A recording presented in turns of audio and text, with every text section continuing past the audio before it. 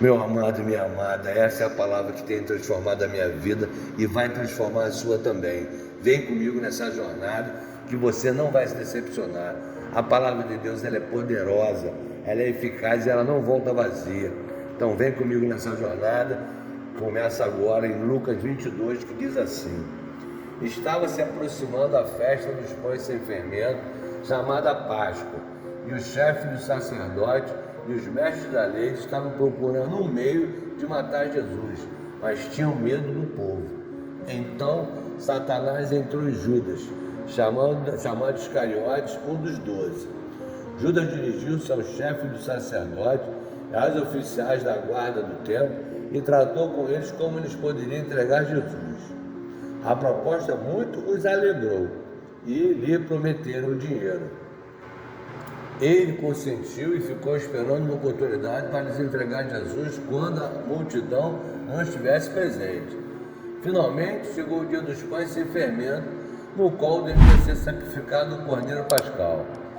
Jesus enviou Pedro e João dizendo: Vão preparar a refeição da Páscoa. Onde queres que a preparemos? Perguntaram eles. Ele respondeu: Ao entrarem na cidade, vocês encontrarão um homem carregando um pote de água. Sigam-no até a casa em que ele entrar e digam ao dono da casa: O mestre pergunta: Onde é o salão de hóspedes no qual poderiam comer a Páscoa com meus discípulos? Ele lhes mostrará uma ampla sala no andar superior, toda mobiliada. Façam ali os preparativos. Eles saíram e encontraram tudo como Jesus lhe tinha dito. Então prepararam a Páscoa. Quando chegou a hora, Jesus e os seus apóstolos reclinaram-se à mesa e disse-lhes: Desejei ansiosamente comer esta Páscoa com vocês antes de sofrer, pois eu lhes digo, não comerei dela novamente até que se cumpra no reino de Deus.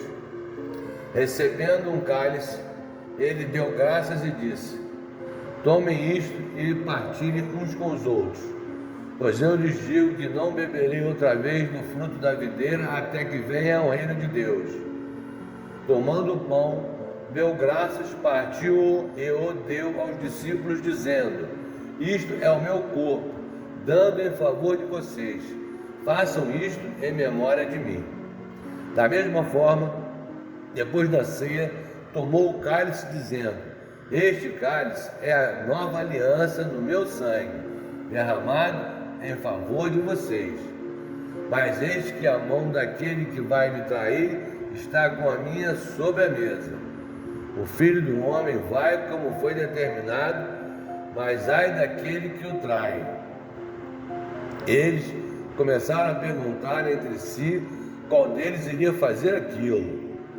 Surgiu também uma discussão entre eles acerca de qual deles era considerado o maior. Jesus lhe disse: Os reis das nações dominam sobre elas, e os que exercem autoridade sobre elas são chamados benfeitores. Mas vocês não serão assim. Pelo contrário, o maior entre vocês deverá ser como o mais jovem, e aquele que governa como o que serve. Pois quem é maior, o que está à mesa ou o que serve? Não é o que está à mesa, mas eu estou entre vocês como quem serve. Vocês são os que têm permanecido ao meu lado durante as minhas provações, e eu lhes designo um reino, assim como meu Pai o designou a mim, para que vocês possam comer e beber à minha mesa no meu reino e sentar-se em tronos, julgando as 12 tribos de Israel. Simão, Simão, Satanás pediu vocês para peneirá-los como trigo, mas eu orei por você, para que a sua fé não desfaleça. E quando você se converter, fortaleça os seus irmãos. Mas ele respondeu: Estou pronto para ir contigo para a prisão e para a morte.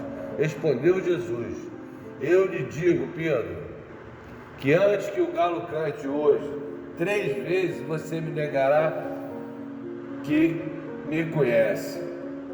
Então Jesus lhe perguntou: Quando eu os enviei sem bolsa, saco de viagem ou sandálias, Faltou-lhes alguma coisa? Nada, responderam eles. Eu lhes disse: mas agora, se vocês têm bolsa, levem-na e também o saco de viagem. Se não tem espada, vendo a sua capa e comprem uma. Está escrito: e ele foi contado com os transgressores. E eu lhes digo que isto precisa cumprir-se em mim. Sim, o que está escrito a meu respeito está para se cumprir. Os discípulos disseram: vê, Senhor, aqui estão 2 espadas. É o suficiente, respondeu ele. Como de costume, Jesus foi para o Monte das Oliveiras e os seus discípulos o seguiram. Chegando ao lugar, ele disse: orem para que vocês não caiam em tentação. Ele se afastou deles e a uma pequena distância ajoelhou-se e começou a orar. Pai, se queres, afasta de mim este cálice. Contudo, não seja feita a minha vontade, mas a tua. Apareceu-lhes então um anjo do céu que o fortalecia. Estando angustiado, ele orou ainda mais intensamente, e o seu suor era como gotas de sangue que caíam no chão. Quando se levantou da oração e voltou aos discípulos, encontrou-os dormindo, dominados pela tristeza. Por que estão dormindo? Perguntou-lhes. Levantem-se e orem para que vocês não caiam em tentação. Enquanto ele ainda falava, apareceu uma multidão conduzida por Judas, um dos 12. Este se aproximou de Jesus para saudá-lo com um beijo. Mas Jesus lhe perguntou: Judas, com um beijo você está traindo o Filho do Homem? Ao verem o que ia acontecer, os que estavam com Jesus lhe disseram: Senhor, atacaremos com espadas? E um deles feriu o servo do sumo sacerdote, decepando-lhe a orelha direita. Jesus, porém, respondeu: basta. E tocando na orelha do homem, ele o curou. Então Jesus disse aos chefes do sacerdote, aos oficiais da guarda do templo e os líderes religiosos que tinham vindo procurá-lo: estou eu chefiando alguma rebelião para que vocês tenham vindo com espadas e varas? Todos os dias eu estava com vocês no templo e vocês não levantaram a mão contra mim. Mas esta é a hora de vocês, quando as trevas reinam. Então, prendendo-o, levaram-no para a casa do sumo sacerdote. Pedro os seguia à distância, mas quando acenderam o fogo no meio do pátio, se sentaram ao redor dele. Pedro sentou-se com eles.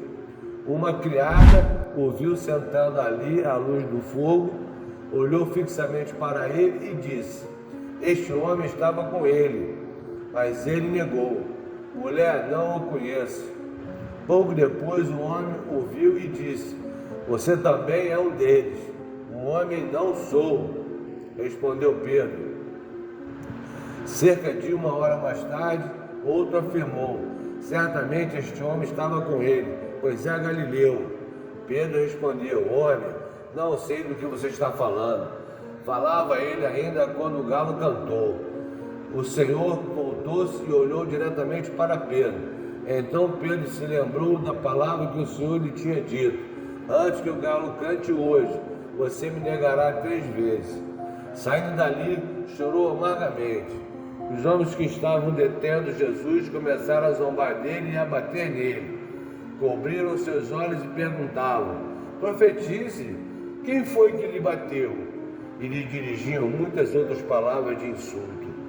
Ao romper do dia, reuniu-se um sinédrio, tanto os chefes dos sacerdotes quanto os mestres da lei, e Jesus foi levado perante eles. Se você é o Cristo, diga-nos, disseram eles. Jesus respondeu: se eu vos disser, não crereis em mim, e se eu vos perguntar, não me respondereis. Mas de agora em diante o Filho do Homem estará sentado à direita do Deus Todo-Poderoso. Perguntaram-lhe todos: então você é o Filho de Deus? Vós estáis dizendo que eu sou, respondeu ele.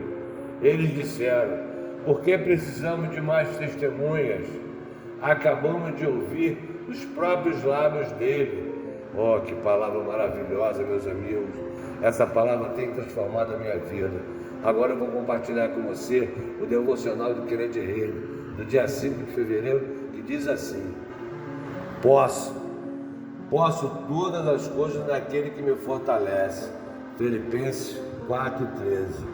Muitos anos já se passaram desde o dia que lancei as minhas ansiedades sobre o Senhor.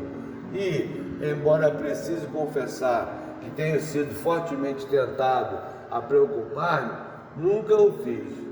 Nunca mais fiquei irritado, deprimido nem desanimado em circunstância alguma. Várias pessoas diziam que eu não possuía bom senso suficiente para preocupar-me, mas graças a Deus eu tinha bom senso bíblico em demasia para preocupar-me. A preocupação foi o pecado mais difícil de abandonar.